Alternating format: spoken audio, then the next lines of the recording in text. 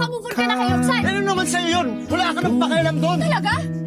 Ngayon kina-question ko kung totoo mo akong minahal dahil ang bilis mong maka-move on. Wala kang karapatang questionin yung pagmamahal ko sa'yo. Wag mo ako. Dahil binigay ko sa'yo lahat.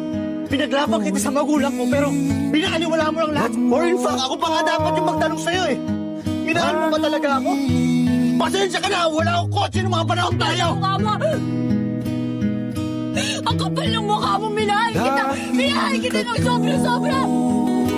Kung ano man yung iniisip mo, hindi yan totoo!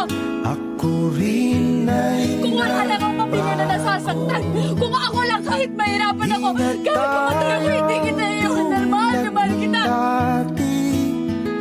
At kahit ngayon na sobrang galit ako sa'yo, let yung puso to dahil mahal pa rin kita! O kay tagal din kita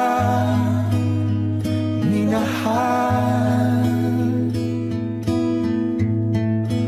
O kay tagal din kita minahal.